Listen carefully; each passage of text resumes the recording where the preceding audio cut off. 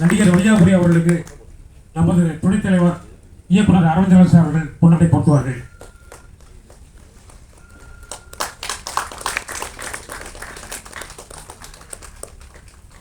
படத்தின் இணை தயாரிப்பாளரும் நடிகருமான அசோக் அவர்களுக்கு நமது பொதுச் செயலாளர் இயக்குனர் பேரரசு அவர்கள் பொன்னாடை போர்த்துவார்கள்.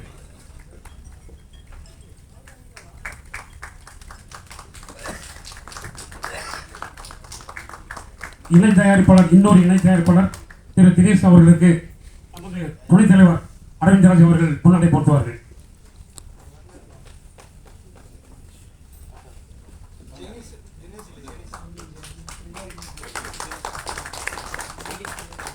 அப்படத்தினுடைய இசையமைப்பாளர் தமீம் அன்சாரி அவர்களுக்கு பொதுச் செயலாளர் பேரரசு அவர்கள் பொன்னாடை போர்த்துவார்கள்.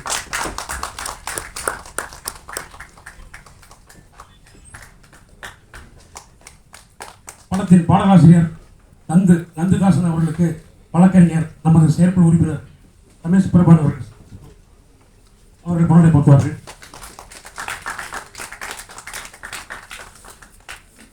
பாடலாசிரியர் நாகலிங்கம் அவர்களுக்கு நமது செயற்குழு உறுப்பினர்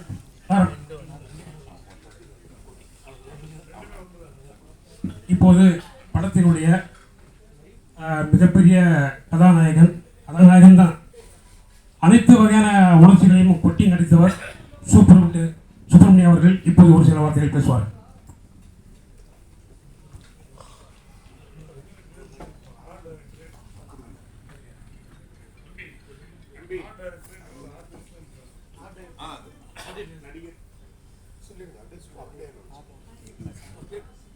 சுப்பிரமணியம் சொல்லுங்க.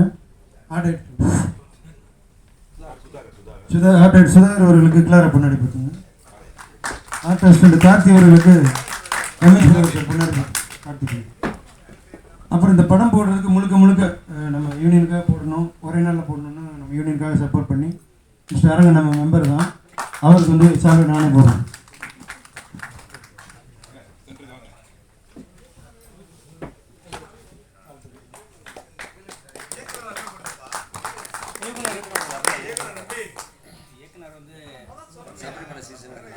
வெள்ளத்துக்கு அண்ணன் ஒரு ஊரில் மாட்டிக்கிட்டாரு, அதனால் வர முடியல. சபரிஸ் கால்ஸ்னு ஒரு படம்,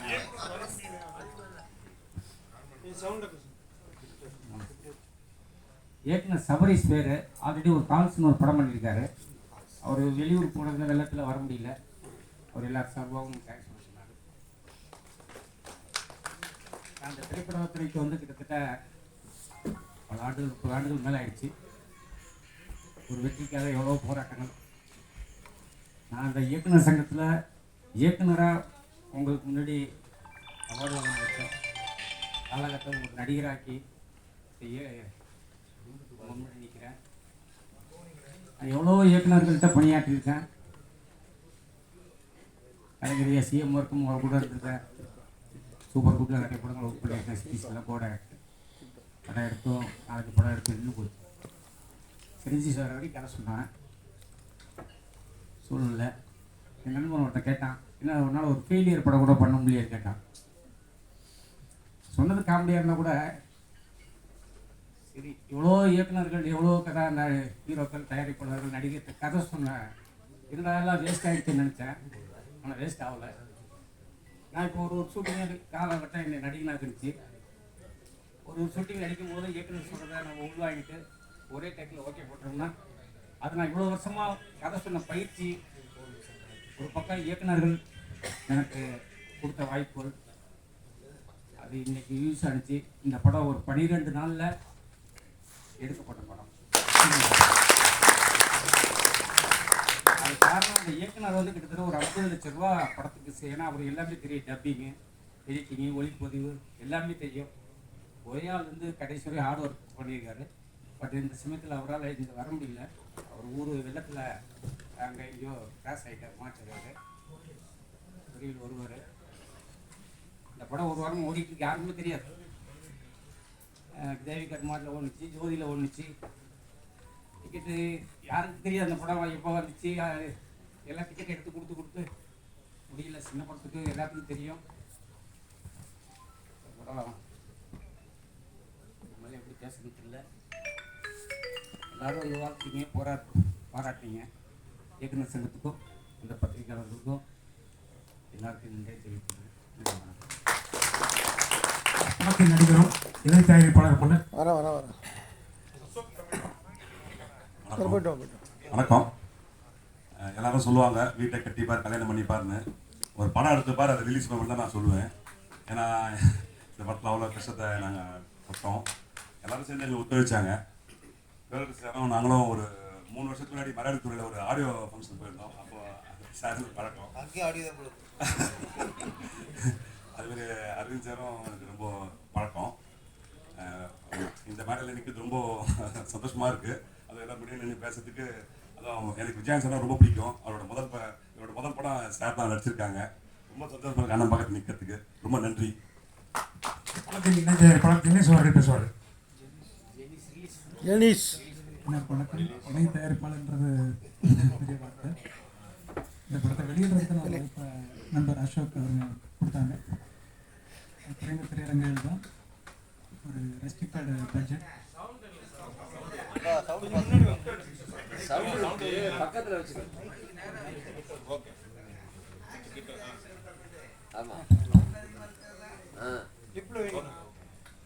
ஒரு தரமான படம், கண்டென்ட் பேஸ்ட் மூவி. அதை ப்ரொமோட் பண்ணுறதுக்கும் சரி, தேட்டர்ஸ்க்கும் சரி நிறைய ரெஸ்ட்ரிக்ஷன்ஸ் இருந்தாலும் ஒரு நல்ல ஐயாவிலேருந்து எல்லாருமே உற்சாகமாக ப்ரொமோஷன்ஸ்லேருந்து அவங்க முடிஞ்ச அளவுக்கு கோஆப்ரேட் பண்ணாங்க. ஈவன் பெரிய பெரிய செலிபிரிட்டிஸ், பெரிய இயக்குநர்கள் அவங்க எல்லாருமே நேரடியாக சந்தித்து படத்தோட முதல் பார்வையிலேருந்து அவங்க இறங்கி வேலை செஞ்சாங்க. ஸோ நாங்கள் எங்களால் முடிஞ்ச அளவுக்கு இதை திரையிடங்களில் கொண்டு சேர்க்கறதுக்கு எங்களோட ஒரு சின்ன சப்போர்ட்டை நாங்கள் பண்ணியிருக்கோம். இந்த வாய்ப்பை கொடுத்தவங்களுக்கு நன்றி. இயக்குனர் சங்கம் இது ஒரு பெரிய கௌரவத்தை கொடுத்துருக்கீங்க. உங்களுக்கு மனமார்ந்த நன்றிகள். படத்தின் இசையமைப்பாளர் திரு அமீம் அன்சாரி அவர்கள் ஒரு சில வார்த்தைகள் பேசுவார். அனைவருக்கும் வணக்கம். அனைவருக்கும் வணக்கம். இந்த மேடை பார்க்கும்போது ரொம்ப சந்தோஷமாக இருக்குது.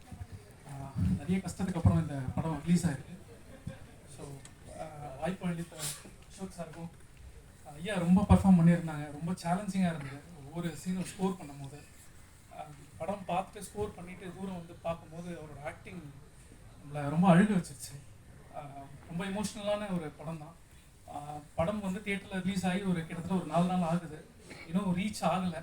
ஸோ பத்திரிகையாளர் நண்பர்களான நீங்கள் எல்லாமே கொஞ்சம் இந்த படத்தை ரீச் பண்ணிங்கன்னா ரொம்ப சந்தோஷமாக இருக்கும். ரொம்ப நன்றி. வாய்ப்பளித்த சபரீஷ்க்கும், அசோக் சாருக்கு, சுப்பிரமணிய ஐயாவுக்கு, நந்துதாசனுக்கு எல்லாருக்குமே நன்றி. நடிகர் வையாபுரி அவர்கள் ஒரு சில வார்த்தைகள் பேசுவார். எல்லாருக்கும் வணக்கம். இயக்குனர் சங்கம் மற்றும் பத்திரிகை நண்பர்கள் அனைவருக்கும் இனிய மாலை வணக்கம். அதாவது பொதுவாக 4 செவர் இருந்தால் தான் வீடு கட்ட முடியும், 4 பில்லர் இருந்தால் தான் அந்த வீடே ஸ்ட்ராங்காக நிற்கும். அதுபோல் என்னுடைய வாழ்க்கை, நான் ஏற்கனவே ஃபஸ்ட்டு தேவராஜன் உட்காந்துருக்காரு, அவர்கிட்டே சொல்லியிருக்கேன். நான் முதல் பேட்டி கொடுக்கும் பொழுதே வந்து 4 செவத்துக்குள்ளே உட்காந்து 4 உதவி இயக்குநர்கள் இந்த கேரக்டர் யார் பண்ணலாம் அப்படின்னு சொல்லி பேசினா தான் ஒரு கதை உருவாகும், ஒரு கதாநாயகன் உருவார், ஒரு கேரக்டர் உருவாகும் அப்படின்னு சொல்லி அந்த மாதிரி உதவி செய்த உதவி இயக்குநர்கள் அதுதான் என்னுடைய முதல் பேட்டியாக இருந்தது. அதனால் இயக்குநர்கள் இல்லாமல் எந்த நடிகர்களும் கிடையாது. இன்னைக்கு இயக்குநர்கள் எல்லாரும் சேர்ந்து இந்த படத்தை பாராட்டி பேசும்பொழுது உண்மையிலே மிகப்பெரிய சந்தோஷமா இருக்கு. சுப்பிரமணி சொன்ன மாதிரி சுப்பிரமணிக்கு எனக்கும் 30 வருஷ பழக்கம் சூப்பர் கூட்டு மூலமாக தான். இருந்தாலும் சுப்பிரமணி வந்து கொஞ்சம் சாதுவான ஒருத்தர் தான். யாருக்கிட்டையும் பேசுறதுக்கு போய் அப்ரோச் பண்ணுறதுக்கு கொஞ்சம் கூச்சப்படுவார். அந்த மாதிரி ஒரு புச்சமான கேரக்டரில் கூட கூச்சமெல்லாம் பூந்து விளையாடிருக்கீங்க. இப்போ தான் சுப்பிரமணியம் வந்து சிறந்த ஒரு நடிகராக இந்த படத்தில் அழகாக காமிச்சிருக்காரு சபரீஷ். அவர் சொன்ன மாதிரி ஒரு இளமைங்கிறத விட ரொம்ப சின்ன வயது இயக்குனர் தான் சபரீஷுங்கிறது. ஆல்ரெடி ஒரு படம் பண்ணியிருக்காரு. இருந்தாலும் அவர் டைரக்டராக மட்டும் இல்லாமல் ஒரு ப்ரொடக்ஷன் பாயிலிருந்து ப்ரொடியூசர்லேருந்து எல்லாருடைய வேலையும் அவர் சேர்ந்து இருந்து அத்தனையும் கூட இருந்து பார்த்தனால தான் அந்த அவர் சொன்ன மாதிரி 12 நாளைக்குள்ளே முடிக்க முடிஞ்சது. எங்கிட்ட கேட்கும்போது 2 நாள் தான் கேட்டாங்க. ஆனால் மொத்தமாக ஷூட் பண்ணது 2 மணி நேரம் தான் இருக்குன்னு நினைக்கிறேன். அந்த 2 நாளில் காலைல ஒரு 1/2 மணி நேரம், சாயந்தரம் ஒரு 1/2 மணி நேரம், அதேமாதிரி அடுத்த நாள் காலைல ஒரு 1/2 மணி நேரம், நைட்டு ஒரு 1/2 மணி நேரம், இந்த மாதிரி மொத்தமே ஒரு 2 ஹவர் 3 ஹவருக்குள்ளே தான் அந்த படம் நடிச்சிருப்பேன். அவர் கூப்பிட்டு சொல்லும்போது இந்த மாதிரி ஒரு கேரக்டர்னாரு. ரொம்ப நாளாகவே இந்த மாதிரி ஒரு கேரக்டர் பண்ணணும் அப்படிங்கிறது தான் எனக்கு ஆசை. நிறைய படங்கள் பவுடர் கூட இந்த மாதிரி ஒரு அப்பா ஹீரோயினோட ஃபாதர் ரோல் தான். இப்போ பண்ணுற படங்கள் நிறையா படங்கள் இப்போ பண்ணிகிட்டு இருக்க படங்கள் எல்லாமே இந்த மாதிரி கேரக்டர் ஆர்டிஸ்டாக தான் பண்ணிகிட்ருக்கேன். முதலாக இந்த படம் அசோக் தான் இந்த மாதிரி ஒரு கதையை சொல்லி சார் நீங்கள் பண்ணணும் அப்படின்னு சொன்னார். அசோக் மூலமாக அந்த டேரக்டர் இந்த யூனிட் எல்லாமே பழக்கம் கிடைச்சிது. அரவிந்த் சார் சொல்லும் பொழுது எனக்கு வந்து ஃபஸ்ட்டு ஆரம்பத்தில் அவரை போய் பார்க்கும்போதெல்லாம் வந்து அப்பப்போ ஒரு என்கரேஜ் பண்ணிகிட்டே இருப்பார். இப்போ கூட ரீசெண்டாக ஒரு 2 வருஷத்துக்கு முன்னாடி ஒரு படத்தை பார்த்துட்டு வையாபுரி சூப்பர் மேட்ரு இருந்தது, உங்களுடைய அந்த படத்தில் உங்கள் கேரக்டர் தனியாக இருக்குது அப்படின்னு சொல்லி தனியாக கூப்பிட்டு பாராட்டினார். அப்புறம் எங்கள் அண்ணன் உங்கள் அண்ணங்கிற மாதிரி எங்கூட எப்பயுமே அண்ணனாக இருக்கிறது நம்ம பேரரசு அண்ணன்.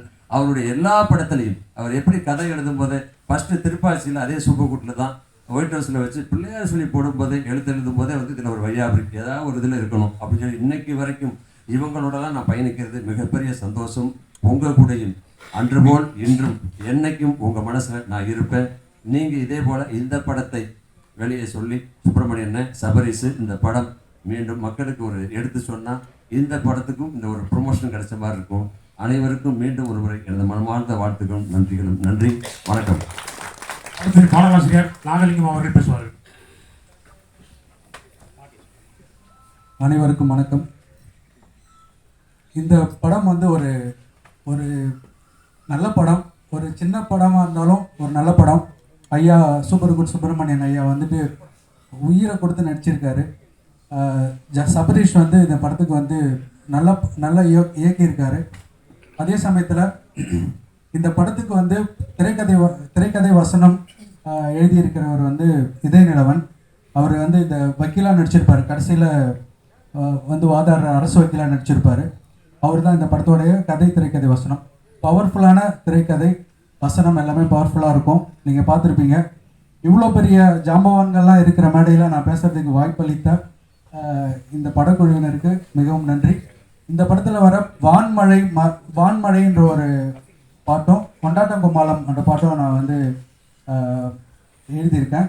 இசையமைப்பாளர் தமீம் அன்சாரி சூப்பரான இந்த படத்துக்கு வந்து பேக்ரவுண்ட் மியூசிக் போட்டிருக்காரு. அதே சமயத்தில் இந்த பாட்டும் நல்லா பண்ணியிருக்காரு. ஐயா அரவிந்த் ராஜா இயக்குனரும் பேரரசும் ஒரு ஜாம்பவான். அவர் கூட நின்று இங்கே பேசிகிட்டு இருக்கிறது எனக்கு ரொம்ப சந்தோஷமாக இருக்குது. வையாபுரி சாரும் வந்து ரொம்ப சூப்பராக நடிச்சிருக்காரு. அவர் கொடுத்த ஒரு நல்ல பிளாட்ஃபார்மாக அவர் பெரிய நடிகர். அவரும் இந்த சின்ன படத்தில் வந்து நடித்து கொடுத்ததுக்கு ரொம்ப நன்றி. கலை இயக்குனர் குறைஞ்ச பட்ஜெட்டில் ஒரு சில காட்சியெல்லாம் அவர் அமைச்சிருப்பார். கலை இயக்குனருக்கும் மிகவும் நன்றி. இந்த படத்தோடைய இணை இயக்குனர் இணை தயாரிப்பாளர் அசோக் ஐயா அவருக்கு, தயாரிப்பாளர் நடிகர் அசோக் ஐயா அவர்களுக்கும் மிகுந்த நன்றி. கார்த்திக் பிரபு அவர்களுக்கும் மிகுந்த நன்றி. ரொம்ப நன்றி.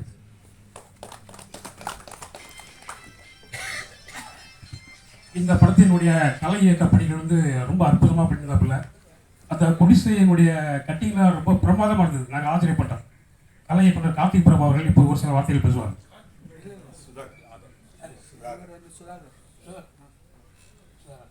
அவர்கள் பேசுவார். அனைவருக்கும் வணக்கம். இந்த படம் பார்த்துருக்கீங்க, எல்லாருக்கும் உங்களுக்கு தான் தெரியும். இதோட கஷ்டம் என்னன்னா, எங்களுக்கு தொடர்ந்து பார்த்தா அந்த அசோக் சார் ரொம்ப எங்களுக்கு தொந்தரவு பண்ணி தான் இருந்தார்.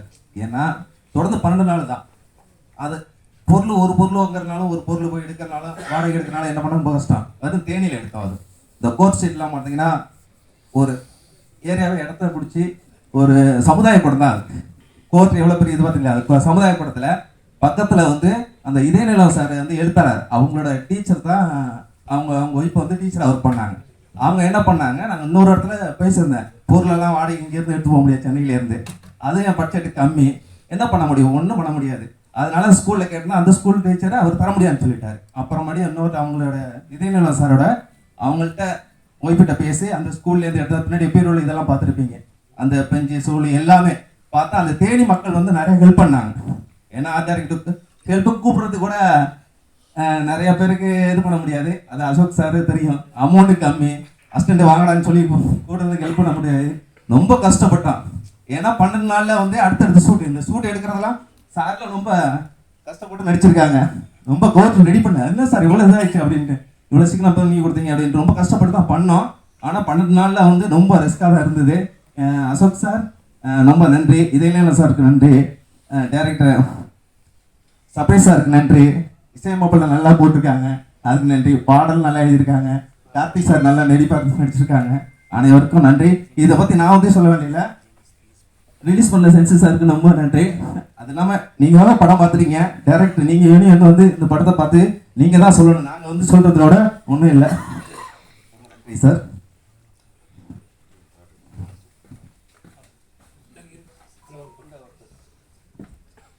படத்தினுடைய முக்கியமான நடிகர் கார்த்திக் பிரபு அவர்கள் இப்போது ஒரு சில வார்த்தைகள் பேசுவார்கள். இங்கே வந்திருக்கும் இயக்குநர்கள், பத்திரிகையாளர் அனைவருக்கும் நன்றி. இங்கே வந்திருக்கும் பத்திரிகையாளர்கள், இயக்குநர்கள் அனைவருக்கும் நன்றி. இங்கே வந்திருக்கும் இயக்குநர்கள், பத்திரிகையாளர் அனைவருக்கும் நன்றி. இந்த மேடை ஒரு அழகான மேடை. இந்த மேடையில் பெரிய ஜாம்பவான்கள்லாம் இருக்கீங்க, இயக்குநர்கள். நாங்கள் நடிகர்கள் ஆகணும் அப்படின்னா நீங்கள் இயக்குநர்கள் வாய்ப்பு கொடுத்தா தான் நடிகர்கள் ஆக முடியும். அந்த மாதிரி எங்களை ஒரு செதுக்கிற ஒரு கருவிகள் நீங்களாம் இங்கே உட்காந்துருக்கீங்க. எனக்கு ரொம்ப மகிழ்ச்சியாக இருக்குது. மேடையில் பேரரசு சார், அரவிந்த் சார் எல்லாருமே இருக்காங்க. அவங்களெல்லாம் நம்ம டிவியில் தான் பார்த்துருக்கோம், நேர்ந்து தான் பார்த்துருக்கோம். இங்கே அவர் கூட நிற்கிறது எனக்கு ரொம்ப பெருமையாக இருக்குது. இந்த படம் பரமன். இதில் பார்த்தீங்கன்னா சூப்பர்வுட் சுப்பிரமணியன் மிகவும் நடித்தாருங்கிறத விட அதில் நல்லா வாழ்ந்திருக்காருங்கிறது தான் அருமையான விஷயம். நிறைய கலைஞர்கள் இதில் தொழில்நுட்ப கலைஞர்களாகட்டும், ஏடிஸ் ஆகட்டும், எல்லாருமே நல்லா ஒர்க் பண்ணியிருக்காங்க. அசோகனை இந்த படத்தை ஒரு சேலஞ்சாக எடுத்து பண்ணார். ஹார்ட் ஒர்க் எல்லாமே நிறைய போட்டு பண்ணார். அதே மாதிரி இப்போ ஒரு 3 படங்கள் வில்லனாக பண்ணியிருக்கேன். அதில் இது ஒரு படம். இப்போ சிறகடி காசி சீரியல் வில்லனாக பண்ணிட்டு இருக்கேன். அதுக்கு வாய்ப்பு கொடுத்த குமரன் சாருக்கு என்னோட நன்றியை தெரிவிச்சுக்கிறேன். நம்ம கோ டைரக்டர் சார் வந்திருக்காரு, அவருக்கு ஒரு நன்றி. பூமி அண்ணன் என்னை ஃபஸ்ட்டு வில்லனாக பண்ண படத்தில் அவர் கோ டைரக்டராக ஒர்க் பண்ணார், அவருக்கு என்னோட நன்றி. மியூசிக் டைரக்டர்ஸ் அண்டு எழுத்தாளர் மற்றும் நடிகர்கள் அனைவருக்கும் என்னோட நன்றி. இந்த படத்தை எப்படியாவது ரிலீஸ் பண்ண அப்படின்னு பாடுபட்ட அசோகண்ணா, ஜெனி சார் அனைவருக்குமே நன்றி. இந்த படம் ஒரு அழகான ஒரு தமிழ் பேர் கொண்ட ஒரு படம். எல்லாரும் திரையில பார்க்கணும், எல்லாரும் வெளியே கொண்டு போய் சேர்க்கணும். எல்லாருக்கும் நன்றி. தேங்க்யூ. நமது சங்கத்தின் துணைத் தலைவர் இயக்குனர் ஆர் அரவிந்த் அவர்கள் இப்போது பேசுவார்கள். அன்பு பத்திரிகை நண்பர்களுக்கும், இயக்குநர்கள் சங்க சொந்தங்களுக்கும், மேடையிலே நின்று கொண்டிருக்கின்ற பரமன் படக்குழுவினருக்கும் முதற்கண் எனது வாழ்த்துக்களும் வணக்கங்களும். இயக்குநர் சங்கத்தின் பொதுச் செயலாளர் அண்ணன் பேரரசு அவர்கள், தம்பி பேரரசு அவர்கள் இந்த படத்தை இன்னைக்கு நீங்கள் பார்க்கணும் அப்படின்னு சொல்லி கூப்பிட்டாங்க. உண்மையிலே ஒரு நல்ல அழைப்பு. ஏன்னா ஒரு நல்ல படத்தை பார்க்கக்கூடிய ஒரு வாய்ப்பு அது ஏற்படுத்தி கொடுத்துருக்கு. சூப்பர்குட் சுப்பிரமணியன் சார், உண்மையிலே அவர் பாராட்டணும். விவசாயங்கிறது ஒரு நாட்டின் முதுகெலும்புன்னு சொல்லுவோம். அந்த விவசாயம் என்பது இன்றைக்கி எந்த அளவுக்கு இருக்குங்கிறது நான் சொல்ல வேண்டியதே இல்லை. எனக்கு சொந்த ஊர் கும்பகோணம், தஞ்சாவூர், காவிரி. இன்னைக்கு காவிரியே இல்லை, வெறும் மணல் தான் இருக்குது. இன்னும் கொஞ்சம் நாளில் மணலும் இருக்காதுன்னு நினைக்கிறேன். ஏன்னா அந்த அளவுக்கு அதுவும் போயிடுச்சு.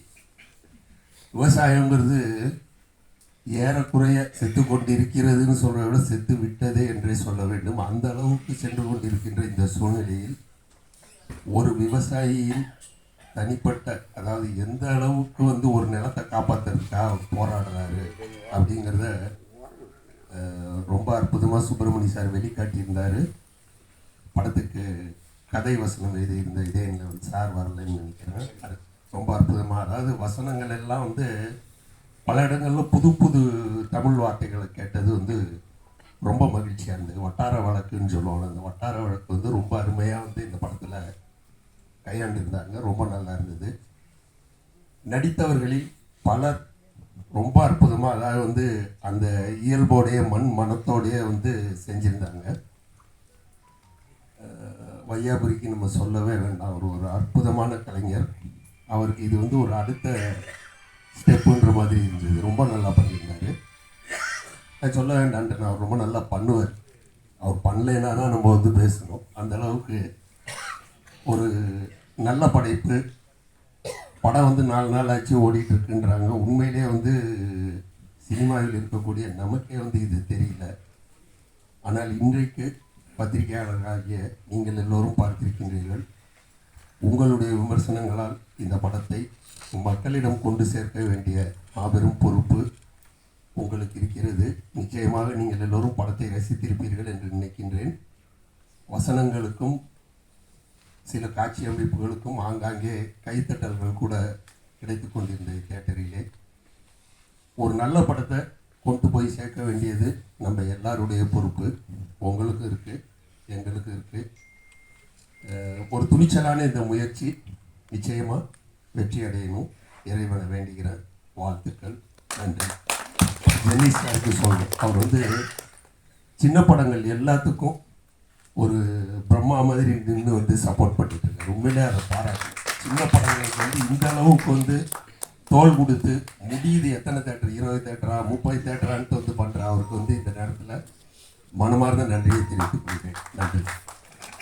பொதுச் செயலாளர் இயக்குநர் பேரரசு அவர்கள் இப்போது பேசுவார்கள். அனைவருக்கும் வணக்கம். துணைத்தலைவர் அண்ணன் சொன்னார். அண்ணன் சொன்னார், ஆனால் அதுக்கு பேசலாம் போச்சு. வயசு குறைஞ்சவங்கள அண்ணன் சொல்றது பேசலாம் போச்சு. நம்ம அமைச்சர் சேர்பாபு இருக்காருல்ல, அவர் ஊருக்கு அண்ணன் சொல்லியிருக்காரு. அப்போ அவர் சொல்லும்போது நீங்கள் அண்ணன் சொல்லலாம், தப்பே இல்லை.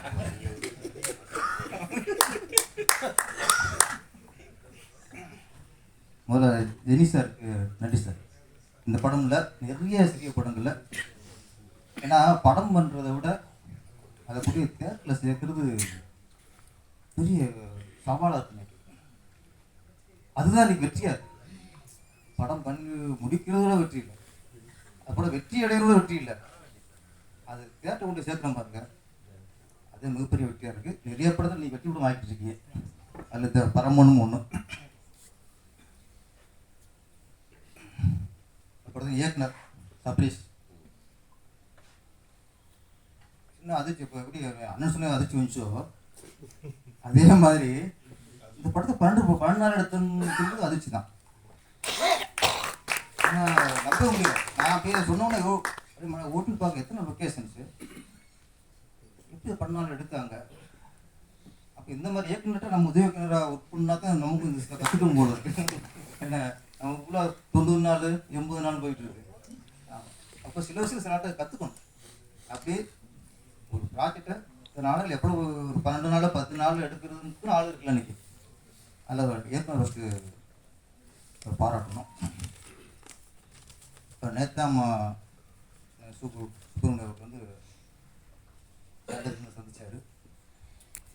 அதான் ஆதங்கம் தான். படம் ரிலீஸ் ஆயிடுச்சு, மக்கள்கிட்ட போய் சேரணும். அப்போ சொன்ன மாதிரி வெற்றியில் நீ பல வகை இருக்கு. படம் ரிலீஸ் ஆகிற ஒரு வெற்றி,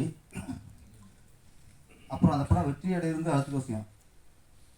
ஒரு படம் இப்படி ஒரு படம் ரிலீஸ் ஆகிட்டு மக்கள் இப்போ சேருது பாருங்க, அது மிகப்பெரிய வெற்றி. ஏன்னா நம்ம எல்லாம் ரிலீஸ் பண்ணி ஒரு படம் பேர சொல்லும்போது அப்படி ஒரு படம் ரிலீஸ் ஆச்சா அப்படின்னு கேட்டால் வச்சுக்கல எவ்வளோ வலி இருக்கும். அப்போ இப்படி ஒரு படம் பேசும்போது ஆமாம் ஆமாம் கேள்விப்பட்டேன், அதை விட்டுங்க இப்போ சூழ்நிலை. அதனால் அதுக்கு தான் அண்ணன் ஆசைப்பட்டது. 4 நாள் ஆச்சு மக்கள்கிட்ட போய் சேரலைன்னா சேர்ந்து பார்க்கலங்கிறது அடுத்து. இப்படி கூட ரிலீஸ் ஆகி மக்கள் போய் சேரணும் பாருங்க. நம்மளோட சினிமாவோட ஆபத்தை பாருங்க, எவ்வளோ இதில் நம்ம சிக்கலில் இருக்கும். அப்போ அது உடனே அரேஞ்ச் பண்ணி தேட்டர் நாளைக்கு இல்லை இன்னைக்கே போட்டோம்னு சொல்லி இப்போ நம்பியும் பேசி எல்லாம் பேசி இன்னைக்கு அர்ஜுனா போட்டது இந்த படம் மக்கள் போய் சேரணும். அதுக்கு அது புதுசரில் இருந்த கில்லாடிங்க எல்லாருமே நம்ம சோதனை போடுவோம் 1+ ஆக்கிட்டாங்க. எப்படி 12 நாள் படத்தை முடிச்சாங்களோ அது மாதிரி உறுப்பினருக்கான சோகம் போச்சு, பத்திரிகையாளர் சோகம் போச்சு. ஏன்னா இந்த படத்தை அப்படி தான் பண்ணி ஆகணும். அப்புறம் இதில் ஃபஸ்ட்டு வசனம் அங்கே சில படங்களில் வசனத்தை கேட்டோம்னா நம்ம கைதட்டுவோம். சில படங்களில் வசனம் நல்லா இருக்கும், ஆனால் கைதட்ட முடியாது. ஏன்னா அது மனசு வலி உண்டாகும். அந்த மனசு வலியோடு நம்மளுக்கு கைதட்டுறதுக்கு மனசு வராது. அந்த மாதிரி நிறைய இடங்களில் கைதட்டு பெறக்கூடிய வசனங்கள் நம்ம மன ஒரு வழியோடு பார்க்கும்போது நமக்குள்ள வேதனை ஆகிப்போச்சு நிறைய இடங்களில். அப்புறம் இந்த படம் பார்க்க இப்போ அந்த மருமக கலைக்கு போகிறான் பாருங்க, அங்கே தான் ரொம்ப மனசை பாதிச்சிருச்சு. அது வரைக்கும் ஒரு விவசாயியோட கஷ்டம் போயிட்டே இருக்குது. மருமகத்துக்கு போட்டு அந்த வயசு பொண்ணை கூட்டிகிட்டு போகும்போது அங்கேருந்து ரொம்ப நம்மளுக்கு ஒரு மனம் வர ஆரம்பிச்சு. அப்புறம் அந்த அம்மா அவள் கடன் வாங்கிட்டு அவள் வந்து ஒரு நிறுவனமாக நல்ல வசனம் இருந்துச்சு.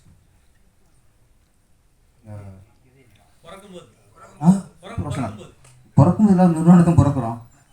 இன்னைக்கு நீ புதுசாக பிறத்துக்கு நடிச்சுக்கின்னு இருக்காங்க. அப்போ சில அந்த நேரத்தில் நம்மளோட அந்த வார்த்தைகள் தான் நமக்கு ஆறுதலாக இருக்கு. அப்புறம் போராளி அந்த நாளில் இருந்துச்சு. அவன் போராளிக்கு ஒரு மனைவி பக்காப்பழமாக இருக்கிறது தான் முக்கியம். அப்போ தான் வெற்றி எடுக்கணும்னு வருது. அப்போ ஒரு சமுதாயத்துக்கு முன்னாடி போராடுறவனுக்கு 1000 எதிரி இருக்கலாம், ஆனால் பொன்னாடி பக்குவமாக இருக்கும். நிறைய விஷயங்கள் இந்த மாதிரி நிறைய அங்கங்கே வசனம் ரொம்ப நல்லா இருந்துச்சு. படம் பார்த்துக்கிருக்கும்போது ஒரு ஸ்டேஜில் ஹரிச்சந்திரனோட கதையை பார்க்குற மாதிரி ஆகிப்போச்சு. நான் அவரது எல்லாத்தையும் இழந்தான். அவர் வந்து உண்மையாக பேசுகிறவர், ஒரே ஒரு பொய், அவன் ஒரு பொய் வரவழைக்கிறதுக்காக பொண்டாட்டியை பிரிஞ்சு பிள்ளைய இழந்து சொத்தை இழந்து சுடுகாட்டில் வெட்டியான வேலை பார்த்து அவன் அந்த இந்த விவசாயம் அப்படியே போயிட்டான். அதனால் பொய் சொல்ல மாட்டேன்னா இவன் அந்த உண்மையான நிலத்தை இழக்க மாட்டேங்கிறான். அதனால எல்லாத்தையும் எனக்கு சொல்ல கதை. அப்புறம் இந்த படத்தில் நகைச்சுவை நடிகராக பார்த்துட்டோம் ஐயாபுரி அவர்களை. இதில் பக்கா குடிகாரனை பார்த்தோம். ஆனால் இவர் இன்னைக்கு அந்த சரக்கு எங்கே வாங்குன்னு தெரியும் எங்களுக்கு. ஆனால் இவ்வளோ போதை ஏற்றி பொண்டாட்டி எட்டி உதைக்கிறது, அப்போனா அரைகிறது, புள்ளி மிதிக்கிறது. ஆனால் அந்த போதையில் நடந்த ஒரே நல்ல விஷயம் அந்த உள்ள பொண்ணு குடிய கெடுப்பாங்கல்ல, குடிகாரனை கெடுப்பான். அந்த மாதிரி தண்ணி எடுத்து ஒரு நல்ல விஷயம் அவன் போட்டது இல்லைதான். அப்புறம் அண்ணன் சூப்பர் குட் சுப்பிரமணி இண்டஸ்ட்ரி எல்லாருக்கும் தெரிஞ்சிருக்காரு, எல்லாருக்கும் அறிமுகமான ஆள். சினிமா துறையில் அவ்வளவு ஈடுபாடு, சினிமாவில் அவ்வளவு வேலை பார்த்துருக்காரு. நிறைய இயக்குநர்கிட்ட டிஸ்கஷனில் இருந்து பலர் பேர் கதையை சரி பண்ணி அவங்க வாழ்க்கையை உயர்த்திருக்கார், ஏனியாக இருந்திருக்கார். இதில் விவசாயம் இருக்கார்ல, விவசாயி போகிற மாதிரி அது போராளி மாதிரி திரைத்துறையில் இவர் ஒரு போராளி தான், ஒரு போராளி தான். ஆனால் ஒரு நல்லது நடந்திருக்கு. நடிகராங்கிறது பாக்கியம் பெஸ்ட். இயக்குனராக இருந்தா சரி கடைசி வரைக்கும் போராட்டம் தான், ஜெயிச்சாலும் போராட்டம் தான், தக்க வச்சுக்கணும். 5 படம் தொடர்ந்து கொடுத்துட்டு வெற்றிப்பட இயக்குனர் இல்லை, 5 படம் தொடர்ந்து கொடுத்துட்டு அதுக்கப்புறம் ஒரு படம் கொஞ்சம் ஃப்ளாப் ஆகுதுன்னா இவருக்கு சரக்கு அவ்வளோதான் தூக்கி போட்டாங்க. அது நம்ம இயக்குனரோட கதி. சரக்கு நம்ம டாஸ்மாகில் இருக்க மாதிரியும் ஒரு சரக்கு அவ்வளோதான், பாட்டு தூக்கி போடுவாங்கல்ல, அது மாதிரி எம்டி படத்துக்கு ஒரு மாதிரி அவங்க தூக்கி போடுவாங்க. ஆனால் தொடர்ந்து 6-7 படம் கொடுத்தாரு, ஒரு படம் தான் சரக்கு இருக்குது. திருப்பி ஒரு வாய்ப்பு கொடுத்து பார்ப்பான், உன் சரக்கு முடிஞ்சு வச்சு பாட்டில் இடைக்கு போடுது. தமிழில் மட்டும்தான், மலையாளத்துலாம் இன்னைக்கு ஜோசி ஆண்டுக்கு இருக்காரு, இன்னைக்கும் பாசு படம் பண்ணிக்கிருக்காரு. இன்னைக்கு நிறைய இருக்காங்க. அங்கே வந்து சில ஹீரோக்கள் கை கொடுத்துருவாங்க. அதனால் நான் என்ன சொல்கிறேன், சுப்புன்னு அவர்கள் வந்து நீங்கள் நடிகர் ஆனது உங்கள் போராட்டத்துக்கு கிடைச்ச வெற்றி. நான் ஒரு சூப்பர் ஸ்டார் ரஜினிகாந்த், அவர் அண்ணாமலைங்கிற டைட்டில் அவர் அண்ணாமலை நடிக்கலாம், அருணாச்சலம் டைட்டில் வச்சுட்டு அவர் அருணாச்சலம் நடிக்கலாம், படையப்பா டைட்டில் வச்சுட்டு அவர் படையப்பா நடிக்கலாம், பரமன் பேர் வச்சுட்டு அந்த டைட்டில் கேட்டு நடிக்கிறீங்கல்ல, இது வெற்றிங்க. இதோட என்ன வெற்றி இருக்கு? ஒரு டைட்டில் ரோலில் நீங்கள் ஒரு கதாநாயகனை நடிச்சிருக்கீங்க. நீங்கள் இத்தனை படம் வந்து வெற்றியில் அப்படிங்கிறார். சில விஷயங்கள் வந்து இப்போது இந்த வயசில் இவர் ஹீரோவாக பண்ணியிருக்காரு, டைட்டில் ரோல் பண்ணியிருக்காரு. வெற்றியா வெற்றி இல்லையா? இதான் வெற்றி. இதுதான் வெற்றி வேண்டியிருக்கு. 25 வயசுல 30 வயசுல ஹீரோ ஆனவங்களாம் இன்னைக்கு உங்கள் வயசுல வீட்டில் பேரே அடையாளம் தெரியாமல் இருக்காங்க இன்னைக்கு. அதனால் இந்த ஏஜில் நீங்கள் இப்போ அந்த திரைத்துறையில் அந்த பயணத்துக்கு இந்த அங்கீகாரம் ஆட்டம் அவங்க கொடுத்த முதல் அங்கீகாரம். திருப்பி நீங்கள் இதுக்கு இந்த வயசுக்கு இன்னும் சாதிப்பீங்க. இப்போ இந்த படம் பார்த்து நிறைய நம்ம இயக்குனர் இருக்காங்க, உதய இயக்குனர் இருக்காங்க. அவங்க ஒரு கதையில் போகும்போது இந்த கதைக்கு சூப்பர் படம் சரியாக இருக்கும் அப்படின்னு ஒரு ஞாபகம் வரும். அதுக்கு இந்த படம் உதவும். இன்னொன்று அவர் ஆக்டிங், ஒரு கைதேர்ந்த ஒரு நடிகர்.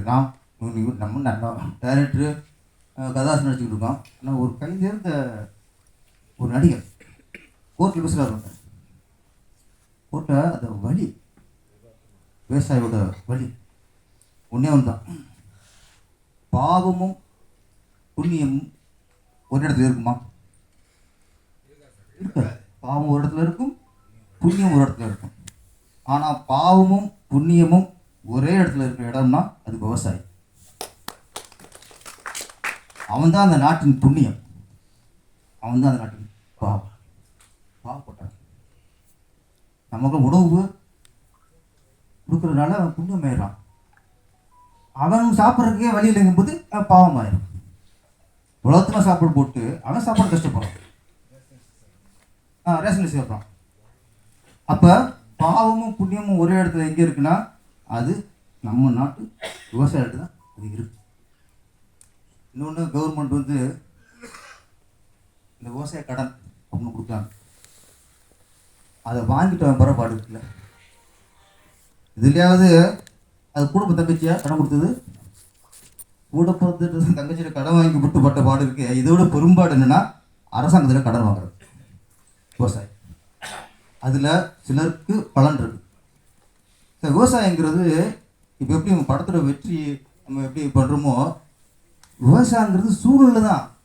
அது விளையுதா விளையிலையா, அது அங்கே புயல் வருதா, வெள்ளம் வருதா, காத்தடிச்சு எல்லாம் சாய்ச்சிருதாங்கிறது அது சூழ்நிலை, இயற்கையை பொறுத்தது. நம்பிக்கையோடு தான் விதைக்கிறான், நம்பிக்கையோடு தான் அவன் தண்ணி பாய்ச்சிறான், நம்பிக்கையோடு தான் உரம் வைக்கிறான். ஏதோ ஒரு சூழ்நிலை அது விளையாமல் போகும்போது அப்போ அந்த கடன் எப்படி அடைப்போம்? அப்போ அந்த கடன் அடைக்கலும் போது டிராக்டர் கொடுங்க, அதை கொடுங்கன்னு வீட்டு வசதி வந்து கவர்மெண்ட் ஆள் வந்துடும். என்னையை பொறுத்த வரைக்கும் விவசாய கடன் தேவையில்லை, தேவையில்லை. பத்திரிக்கையில் சார் ரெண்டு விலை வித்தியாச செய்தியாக வரும். ஒன்று, தங்க விலை உயரும். இந்த வருஷம் தங்க விலை பவுனுக்கு 100 ரூபா உயர்ந்திருக்கிறது, டிவி செய்தி வரும். அதுக்கடுத்து ஒரு பொருள் விலை உயர்வு செய்தி வந்துச்சுன்னா தக்காளி 40 ரூபாய் ஆகிப்போச்சு, வெங்காயம் 30 ரூபாயிலிருந்து 30 ரூபாய் ஆகிப்போச்சு. இது செய்தி. டாஸ்மாகில் சார் குவார்ட்டர்களை குடிச்சு ஆஃபர்களை குடிச்சு அதெல்லாம் செய்தியாக வராது. வெங்காயம் குடிச்சுன்னா அதிர்ச்சியான செய்திகள், தக்காளி விலை குடிச்சுன்னா அதிர்ச்சியான செய்திகள். இதான் சொன்னல, விவசாயி பாவங்கிறது பாவத்தில் சேரும். அப்போ நீங்கள் கடலில் இல்லாமல் விவசாயிகள் வெங்காயம் விலையை உயர்த்துங்க, தக்காளி விலையை உயர்த்துங்க, இந்த மாதிரி விலைகளை உயர்த்துனா அவன் வந்து அவன் பார்த்துக்குவான். இதெல்லாம் இப்போ சாபத்தில் வந்து வந்துடுது. கடைசியாக இந்த படத்தில் ஒன்று அந்த புறவழி சாலைங்கிறாங்க, அதுக்கு என்னத்தை கொடுக்க மாட்டேன்னு கடைசியாக போராடிக்கிட்டு இருக்காரு. சட்டங்கள் வந்து மக்களுக்காக அரசாங்கம் போடுது. இந்த சட்டத்தை தப்பாக யூஸ் பண்ணுறது யாருன்னா இடைத்தரகர்கள் தான். அது அந்த கதை சொல்லுது. அப்போ கவர்மெண்ட்டுங்கிறது மக்களுக்கான சட்டம். கவர்மெண்ட் மக்கள் தான் சட்டம் போடுது. அது தப்பான இது பண்ணி அதில் சில விவசாயிகள் நிறையா நம்ம பார்த்து பரவனை மட்டும் பார்த்துருக்கோம். இதில் பாதிக்கப்பட்ட எத்தனையோ விவசாயிகள் இருக்காங்க, நிறைய செய்திகளை பார்த்துருக்கோம். அந்த வழிகளையும் அந்த ஆதங்கத்தையும் இந்த சமுதாய அக்கறையோட பரமப்படத்தில் பதிவு செய்த இயக்குனருக்கும் பங்கு பெற்ற தொழில்நுட்ப கலைஞர்களுக்கும் நடித்த நடிகர்களுக்கும் அனைவருக்கும் நன்றி சொல்லி விடைபெறுகிறேன். நன்றி, வணக்கம்.